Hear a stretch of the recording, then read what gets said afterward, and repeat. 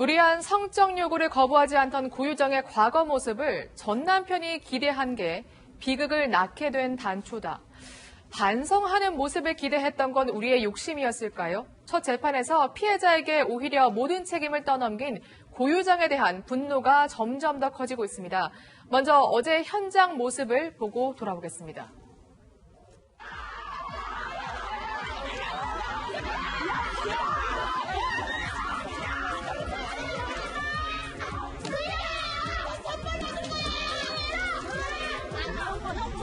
하는 게야! 이 지금 왜 지금을 잡고 있어?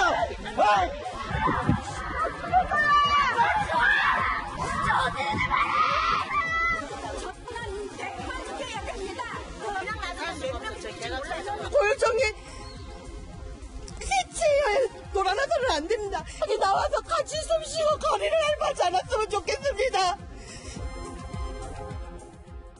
이 소동이요, 고유정이 재판을 받고 나갈 때 벌어졌던 겁니다. 그러니까 재판에 출석할 때는 시민들이 가만히 지켜봤거든요. 재판에서 고유정의 주장을 듣고 시민들도 참을 수 없었던 것 같습니다. 그렇죠? 맞습니다. 지금 정확하게 말씀을 하셨는데요. 재판장에 선 고유정, 바로 그 남편의 변태적인 성욕 때문에 우발적으로 일어난 범행이라고 주장했습니다. 이거를 든 제주 시민들 분노했습니다. 호송차에 오르기 전 고유정의 머리채를 잡아 끄는 모습을 지금 보고 계십니다. 그 이제 분노한 시민이 고유정의 머리를 이렇게 잡아 채면서 얼굴을 들라, 이 살인마 이렇게 외치고 있는 겁니다. 하지만 고유정도 꽤나 힘이 센 것 같습니다. 계속 고개를 숙이고 있지요. 얼굴이 보이지 않습니다. 결국 이제 교도소 관계자들이 이게 말리고 말려서 겨우 이렇게 호송차에 오르는 모습을 보고 계신데요. 저 힘껏 뻗은 손이 바로 제주 시민들의 손입니다. 분노한 시민들이 고유정의 머리를 잡아채고 있는 모습입니다. 네.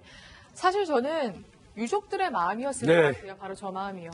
저건 뭐 솔직히 말씀드려서 방송에서 적정한지 모르겠습니다만은 저게 단지 유족들만의 마음이었겠습니까? 네.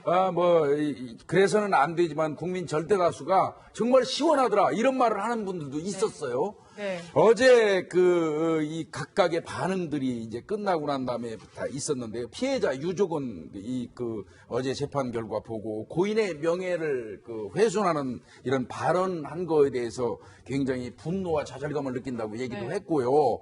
그다음에 이제 피해자 측 변호인 같은 경우도 죽은 자는 말이 없다 해가지고 그거를 악용해서 터무니없는 그 어떤 진술 네. 이런 거 한 거에 대한 책임을 져야 된다. 넘지 않아야 될 선을 넘었다. 좀 이따 뭐 나올지 모르겠습니다만은 어제 변론 과정에서 고유정의 변호인이 한 거는 제가 봐도 넘지 말아야 할 선을 넘은 걸로 인식이 되거든요. 그런 부분이 있고요. 시민들도 하나같이 피해자를 한순간에 파렴치한으로 몰고 가가지고 피해자한테 책임을 전가하려는 그런 태도, 그런 음흉한 태도에 대해서 분노하고 있었습니다. 네, 그렇습니다. 사실 이렇게 대중의 분노가 큰 건 고유정과 그의 변호인이 살인의 증거가 된 각종 검색어를 두고 조목조목 이유를 댔는데 그야말로 황당했기 때문입니다. 그러자 누리꾼들이 검사와 판사가 된 것처럼 하나하나 직접 반박을 하고 있는데요. 그야말로 누리꾼 수사대인 것 같아요. 먼저 펜션의 CCTV를 두고도 직접 반박을 하고 있더라고요. 그렇습니다. 어제 재판을 봤을 때 정말 너무 후한무치하다. 변호사가 재판하는 거 맞는데 어느 정도 변명 뒤에 가시면은 해야 하지 말 선을 넘었는데요. 일단 CCTV를 없는 곳을 선정을 했어요. 그러니까 아이를 위해서 좋은 펜션을 했다고 했지만 실제적으로 보면은 CCTV가 없어. 그러니까 누리꾼들이 말하기를 아이를 위해서 검색했다고 한다면 CCTV가 잘 돼 있는 곳으로 가야 되지. 그렇죠. 없는 무인 펜션으로 가느냐. 그러니까 이 말하는 거하고 실제하고 너무나 상반된 거예요. 그래서 누리꾼들이 그걸 강하게 지적한 거죠. 네. 사실 정말 제가 봐도 이해가 안 되긴 해요. 안전한 펜션을 골랐으면 CCTV가 있는 곳을 가야죠. 그렇죠? 예, 그 정도 모순이죠. 네. 안전한 펜션인지 궁금했다고 하면서 결국 CCTV가 없는 펜션을 구했는데요. 여기가 그것도 2박 3일이나 되는 무인 단독 퀴즈 펜션을 예약을 한 겁니다. 그러니까 이런 점들을 지적한 누리꾼들의 견해가 충분히 참작할 만한 그런 내용 같습니다. 네. 또 사실 그러한 펜션에 그렇게 싫어했다던 자신을 거의 뭐 성적으로 무리한 요구를 했다던 전 남편과 간 것도 이해가 되지 않는다 이런 네. 반응도 있더라고요. 맞아요. 전 남편이 바로 변태 성욕자였다 이렇게 주장했습니다. 그러면서 우발적 범행이었다고 주장을 했는데 근데 누리꾼들 이렇게 주장했습니다. 그러니까 이 고유정의 주장이 앞뒤가 맞지 않다라는 거예요. 변태 성역자라고 주장했는데 왜 범행이 일어날 수 있는 펜션, 아무에게도 도움을 청할 수 없는 펜션을 굳이 예약해서 그곳에서 전 남편을 만났냐는 겁니다. 이런 누리꾼들의 반응, 그러니까 고유정의 주장이 어처구니 없다라는 말입니다. 네. 사실 또 그 같은 공간에 아이도 네. 있었잖아요. 그렇습니다. 이게 이제 어제 변호인 고유정 측의 변호인이 모성애를 상당히 강조를 했어요. 모성애를 강조하면서 피고인은 한 아이의 어머니로서 진실을 밝히지 못하면은 아이가 살인마의 아들로 정상적으로 살 수 있을지 의문이다, 염려가 크다 그러면서 세상에서 가장 사랑하는 아들하고 함께 있던 장소에서 살인을 저지른다는 게 상식적으로 말이 되느냐. 뭐 이렇게 얘기하면서 계획범행이 아니라고 그랬는데 그래서 그 고유정이가 더 비난받는 것이죠. 자신이 그토록 사랑하는 아들이 있는 가운데에서 친아버지를 살해한 행위 때문에 비난받는 거 아니겠습니까? 네.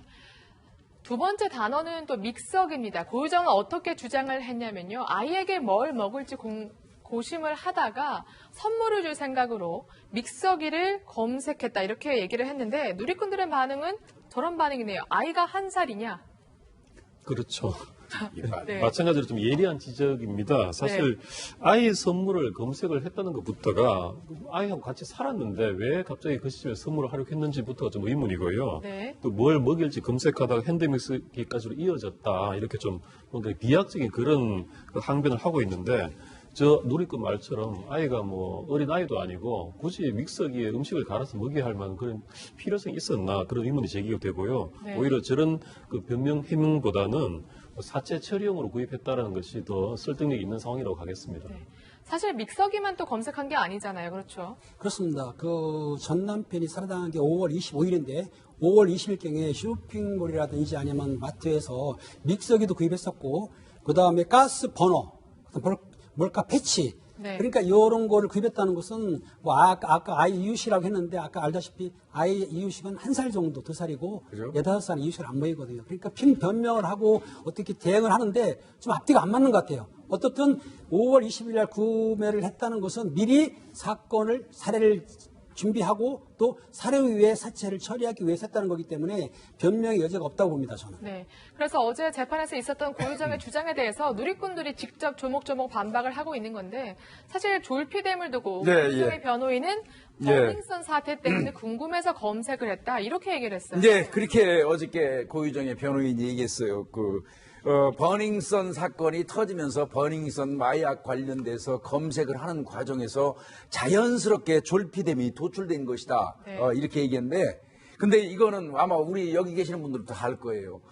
버닝썬 이 사건 관련돼가지고 물뽕, GHB라는 건 나온 네. 적이 있어도요. 네. 졸피뎀이 거론된 적은 없어요. 그러니까 애초부터 이거는 갖다가 맞춘 거라고 생각될 수밖에 없죠. 네. 누리꾼들은 직접 버닝썬도 검색했는지 검찰이 확인해봐야 된다 이렇게 조롱을 하기도 했는데 사실 혈흔은 어떻습니까? 혈흔을 검색한 이유로는 면생리대 이야기를 됐거든요. 맞습니다. 이 누리꾼들은 이런 고유정의 주장에 대해서도 하나하나 조목조목 반박했습니다. 만약 정말 면생리대가 문제였다면 보통 우리가 혈흔이라고 검색하지는 않잖아요. 이 네. 면생리대를 어떻게 세탁할 건지 세탁법을 검색을 하지 이걸 혈흔이라고 검색하지 않는다고 반박을 한 겁니다. 또 한 명의 누리꾼은요. 우리가 보통 정말 이 생리 흔적이 문제였다면 걱정이 되었다면 이 흔적에 대해서 보통 생리 흔적이라고 검색을 하지 보통의 여성은 이거를 혈흔이라고 검색하지 네. 않는다는 겁니다. 저도 굉장히 공감되는 부분이었습니다. 사실은요, 혈액과 혈흔은 전혀 달라요. 네. 그렇죠. 혈액은 그냥 일반적인 피를 이야기하는 거고요. 네. 혈흔은 혈액의 흔적이에요. 보통 저건 범인을 범죄에서 얘기할 때 수사관들이 얘기하죠. 주로 다루는 어떤 그 범죄에 관련된 용어거든요. 네. 저는 혈흔했다는 게 참 특이하다고 봐요. 네. 어제 저희가 짚어드리기도 했지만 가장 황당했던 건 이 대목입니다. 바로 감자탕, 뼈 무게의 네. 대목인데요. 뼈 무게를 고유정이 검색한 이유에 대해서 변호인은 보양식인 감자탕을 남편에게 해주기 위해서 알아봤다. 이렇게 얘기를 했는데 이게 가장 누리꾼들이 뜨겁게 네. 반응을 하더라고요. 저는 감자탕이 보양식이라는 사실도 이번에 처음 알았어요. 감자탕이 보양식입니까? 전 삼계탕이죠. 상당히 오랜 기간 살아왔는데 감자탕이 보양식이라는 얘기는 처음 들었고요. 네. 뭐 좋습니다. 보양식이라고 치죠. 뭐 보양식인데 보양식 감자탕에 뼈 무게가 무슨 상관이 있죠? 뼈 무게는 뭐 만약에 보양식을 따지려면 뼈의 영양분이라든지 이런 식으로 검색을 해야 되는 게 그렇네요. 맞겠죠? 네. 그런데 뼈의 영양분이 아니라 뼈의 무게는 뜬금없이 왜 했을까요? 물론 거기서는 그렇게 얘기했습니다. 종량제 봉투 때문에 뼈의 무게를 했다. 근데 그것도 거짓말입니다. 왜요? 우리가 일반적으로 쓰는 종량제 봉투는 부피로 계산하지 무게로 계산 안 해요. 아, 그렇죠. 그러니까 이건 애초부터 말이 안 되는 걸 갖다 맞추려니까 이렇게 엉뚱한 소리가 나오는 겁니다. 네. 왜 이렇게 보통 사람들이 생각해도 말이 안 되는 주장들을 계속해서 해왔을까 이해가 되지 않는 대목인데 정말 우발적인 범행을 주장하기 위해서 그랬을까요? 예, 도대체 그렇습니다. 형량이 얼마나 차이가 나는 거죠? 예, 그 일반적인 살인의 네. 경우에도요, 특히 동기에 따라서 양형이 크게 차이가 납니다. 아, 그래요? 예, 우발범인 경우에는요, 정상이 접근하면 4년에서 6년 사이에 형이 정해질 수도 있습니다.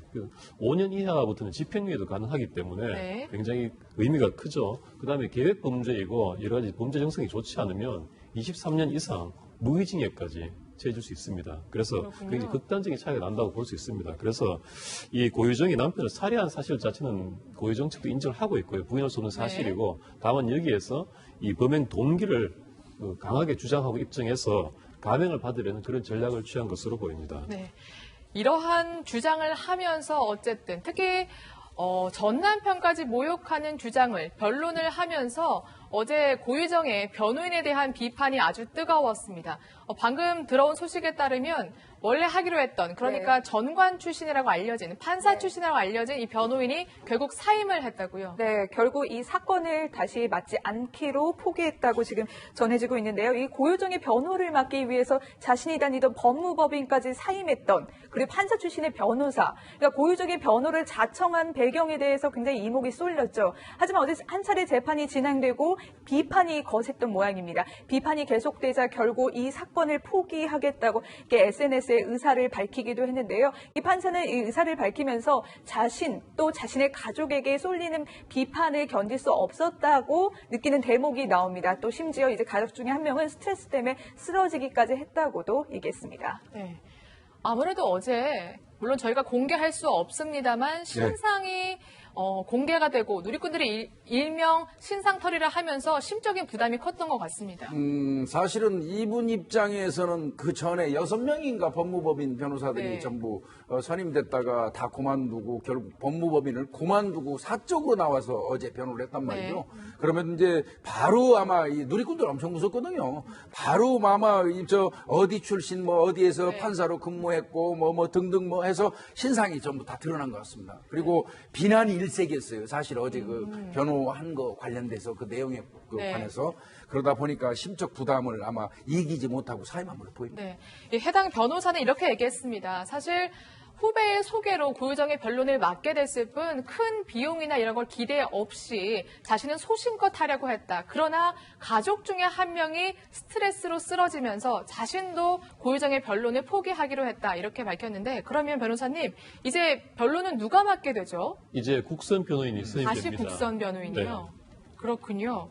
그러면 저번에 했던 국선 변호인이 다시 선임될 가능성이 커집니까? 아니면 새로운 변호인이 등장하게 될까요? 아무래도 지난번 국선 변호인이 사건을 맡아서 어느 정도 네. 기록도 파악됐을 거기 때문에 네. 다시 선임될 것으로 보입니다. 네. 네, 이런 와중에 의붓 아들 사망 사건과 관련해서 새로운 소식이 또 전해지고 있습니다.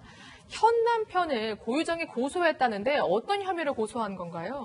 이거는 그 현 남편이 6월경에 제주지검에 그 사망한 그 아들에 대해서 그 살인죄로 고소를 했어요. 물론 살인죄는 고소가 아닌데 고소를 하니까 지금 고유정 입장에서 볼 때는 그대로 당할 수가 없으니까는 그 살인죄를 고소한 거, 그러니까 아기 사망하는 거에 대해서 자기한테 살인죄를 고소했기 때문에 거기에 대한 명예훼손죄로 지금 고소를 한 거예요. 7월 22일 날 고소를 했다고 합니다. 네. 그러니까 자신을 아들의 살인범으로 왜 몰고 가냐라고 하면서 명예훼손으로 고소를 한 건데 이게 명예훼손이 될 수 있나요? 예, 될 수 있습니다. 아, 될 수 있어요? 예, 예. 그럼 현 남편이 처벌받을 수 있나요? 예, 그렇습니다. 이게 네. 그 살인자로 지금 확정된 건 아니지 않겠습니까? 네. 그래서 어쨌든 간에 누군가를 살인자로 이렇게 고소 고발을 하면서 문제는 고소 고발은 할 수 있습니다만 이 현 남편 측에서 이제 언론에 그렇게 제보를 하고 그 인터뷰를 하고 알렸지 않습니까? 그래서 그게 그 그 언론을 통한 네. 그 명예훼손 그런 형식으로 고소를 했을 것입니다. 그럼 저 한 가지만 더 여쭤보면 고유정이 어제 이렇게 얘기했거든요. 지금 문자 다시 한번 보여주시죠. 그러니까 내가 니코틴을 검색한 건 그 남편이 굉장히 담배를 많이 펴서다 이렇게 주장을 했고요. 특히 수갑을 검색한 것도 현 남편의 성적 취향 때문이다 이렇게 얘기를 했는데 재판 과정에서 나온 얘기지만 이것도 현 남편이 혹시 고유정의 명예훼손으로 고소할 수 있습니까? 처벌받거나. 저런 경우는 둘 네. 사이의 대화지 않습니까? 네. 네, 저런 경우는 그 외부에 유출되는 대화가 아니기 때문에 그렇군요. 명예훼손 해당이 안 됩니다. 네. 일단 고유정이 현 남편의 명예훼손 혐의로 고소를 했기 때문에 이것도 어떻게 진행될지 살펴보도록 하겠습니다.